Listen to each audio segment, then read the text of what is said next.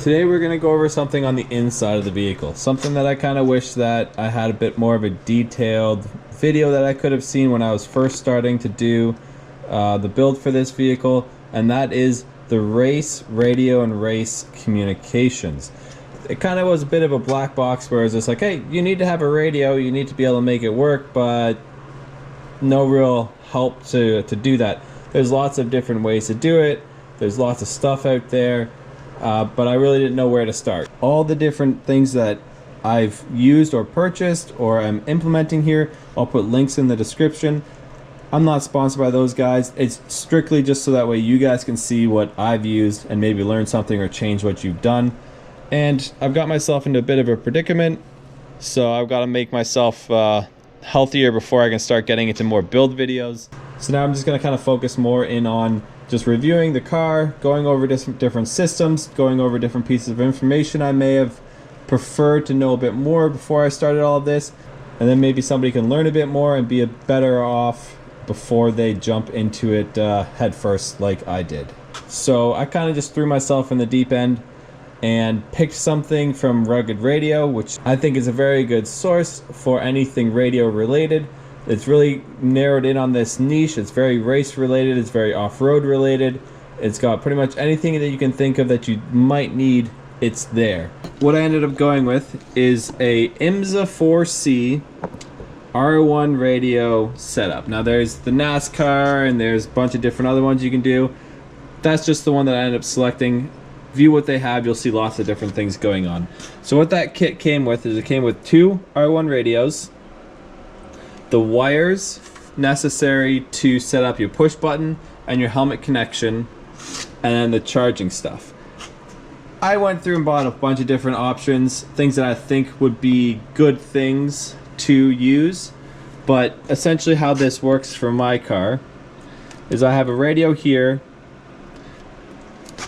that it did come with this bucket to hold it, and I had to find a position for it. So it's clipped in here. It's kind of just is a like belt clip that I have. If I can get this out, essentially just a belt clip which all the radios come with, and that just grabs onto the back end there. And what I did is, this was an extra piece that I had to purchase, is this guy here, instead of it being a battery, so what this guy is, instead of being a battery, it's actually an adapter that normally would just plug into your 12 volt outlet. Obviously we don't have any of those in the race car anymore, so I just hardwired that directly into a power source. So what that essentially allowed me to do is never have to worry about the radio in the car going dead or a battery going flat. We just have constant power to the radio. Now what we've done is we have a switch here which powers on the radio.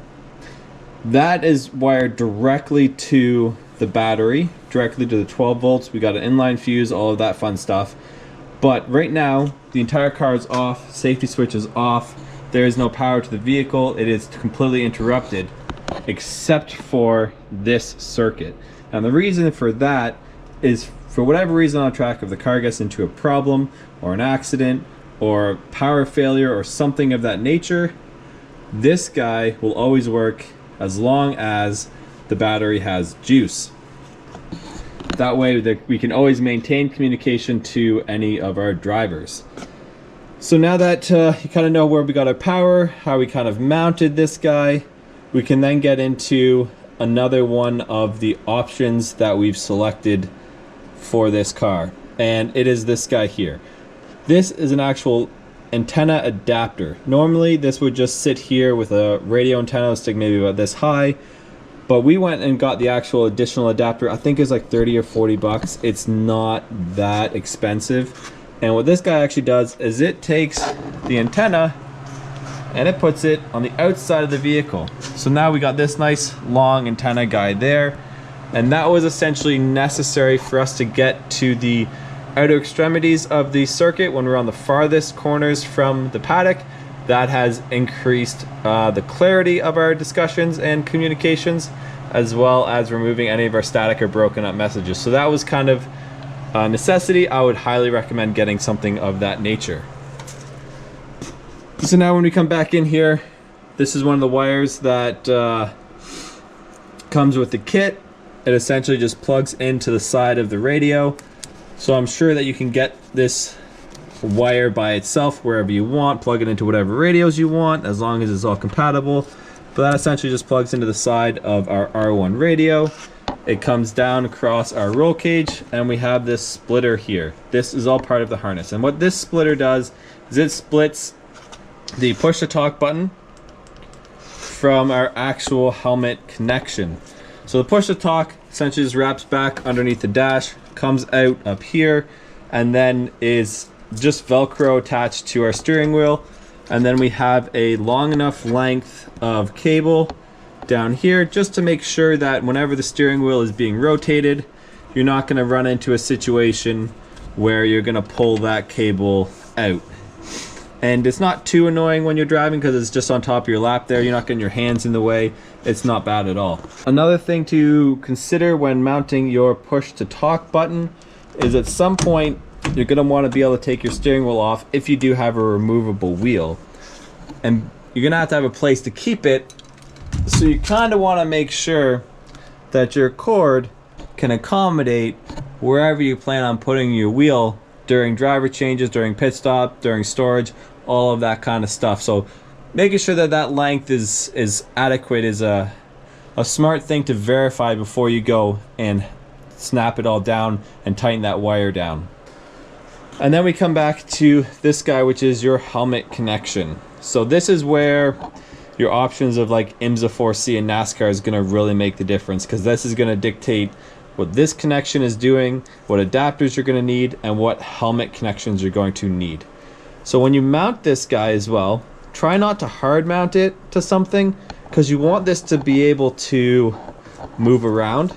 And I suggest mounting it somewhat towards the center of the back of the seat, because especially if you're going to have multiple different drivers in, you're not going to be too sure where they have their radio hookups for their helmet. It could be over their right shoulder or over their left shoulder. So you just want this to kind of be able to reach either side of the seat, and then you want to have enough pull either way that if the driver is looking left or right, they're not going to get themselves caught or snagged by the radio or disconnect, because then you have no communications. It's going to be really frustrating. You're not going to know what each other are saying. And essentially how I did that is I just zip tied very loosely to the roll cage. So we got lots of flex and motion up here, and then did one tight one right at the bottom to keep the wire fixed to the zip ties, so that way that doesn't move around. So this length isn't going to get pulled, but you have all of this adjustability, but it's still secured enough that it's not going to get in the way of any pit stop operations or anything. So that is kind of how I cheaply made that mount, with just zip ties. Next comes your helmet kit. And this essentially is one of those things that's going to matter as to what you pick, if it's the IMSA 4C or the NASCAR or other options. Because essentially this guy has to plug in to this guy here, like so. And then the right things need to be connected there, so that way the speaker channels go through the right thing, the microphone channels go through the right thing, and then also it influences the push to talk button. Some of the problems we've had is when we've got some adapters that are just cross their wires, it'll either have a fully open channel or it'll be fully closed. So it is critical to make sure all of that stuff is correct. But once you have that kind of sorted out, we then can look inside the helmet as well. So we'll take that over here to the workbench.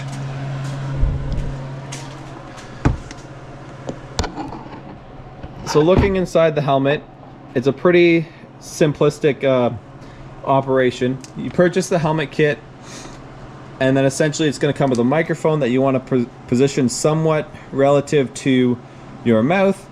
I just used hot glue. You can just see the hot glue in there. That seemed to work pretty well to hold the microphone, but then also to adhere to the fabric and not let that bounce around. I've had that hot glued probably for 5 years through multiple race weekends and never really had a huge issue. And then inside the helmet, down in here, you then can see the speakers. Those again are just a tearaway sticker and you stick them in their place, and you just kind of run the wiring underneath the foam, which generally is always velcroed in, so that way you can kind of tuck those wires away. So the kit that I ended up getting actually had some different options that I could have chosen. The microphone is set to the way it is, which is fine, but I could select what I wanted to do with my earpiece. So I could disconnect this and go to an in-ear speaker instead of the speakers attached to the helmet. I prefer the speakers attached to the helmet because you have less to fiddle with, there's less to fall out. I just find it more comfortable. And the other thing that I had to do is I had to take the ear pockets out. So there's generally a piece of foam in here that kind of fills this space, and it sits against the side of your head. With the speakers in there and the foam in there, it was too tight on my ears and created too much pressure, and I decided to take that out so that way I could wear the helmet a lot more comfortably.